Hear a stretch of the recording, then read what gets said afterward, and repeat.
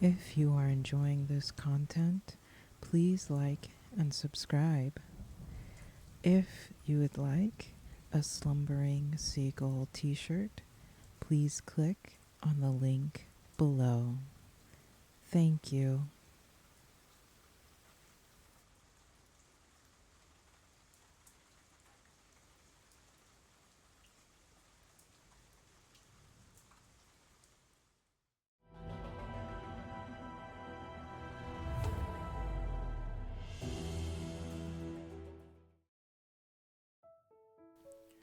Silas and Leroy turned to face the well of endless days. They walked up to it and looked inside. Silas peered down into the well. Empty? Still. He shook his head. The emerald staff would have been useful right about now. I could have grown a vine rope, maybe even a wooden bucket. I can't believe we lost them both. Wow, you would think it would have at least been full of ocean water, Leroy chuckled. Leroy, a distant voice called out. Huh? Leroy said instinctively, but couldn't see anyone around. I heard someone call out my name. Maybe it's Atlas or Hunter. Right, Silas agreed. As they started to follow in the direction of the voice, Silas stopped, frozen in his tracks. I just heard my name, but I can't understand Atlas or Hunter like you can. That can't be them. Okay, well, there's something friendly and familiar about whoever it is. I have a strong feeling we should keep following after it. All right.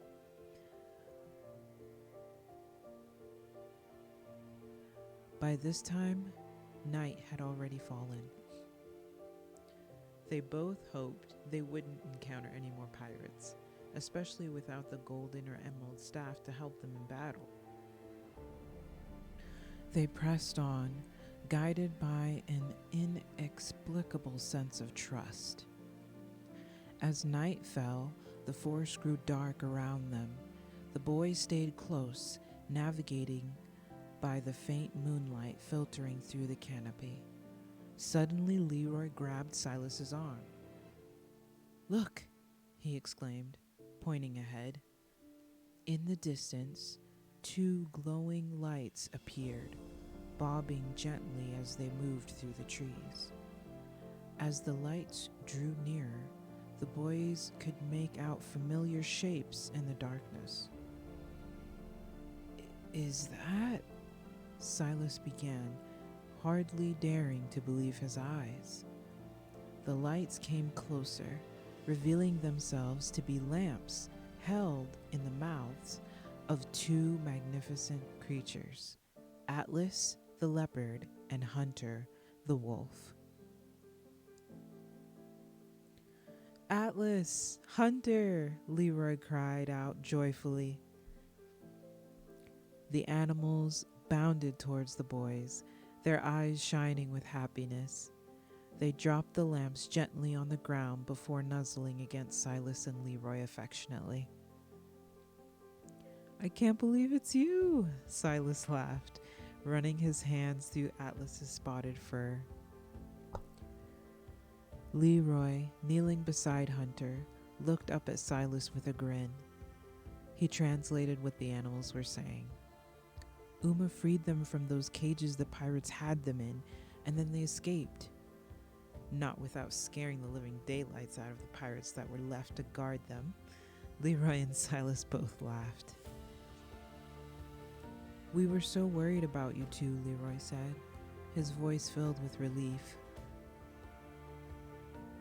Leroy was the most affected of us all, Silas said softly, giving his friend an understanding smile. I'm so glad you're okay, Leroy said. The leopard and wolf made soft sounds of agreement, clearly overjoyed to be reunited with their human friends. But how did you find us? Silas wondered aloud. As if in response, the gentle voice they had been following seemed to whisper around them, reminding the boys of Uma's parting words about their path being made straight. Leroy's eyes widened with understanding. The voice, it led us to each other. Silas nodded, a sense of awe washing over him. And now we're not alone anymore. Atlas and Hunter can help guide us through the forest. The two animals picked up their lamps again, ready to light the way forward. As Silas and Leroy prepared to continue their journey, they felt a renewed sense of hope and excitement. With their faithful animal companions by their side, they were ready to face whatever adventures lay ahead, guided by the mysterious voice that seemed to be leading them towards their destiny.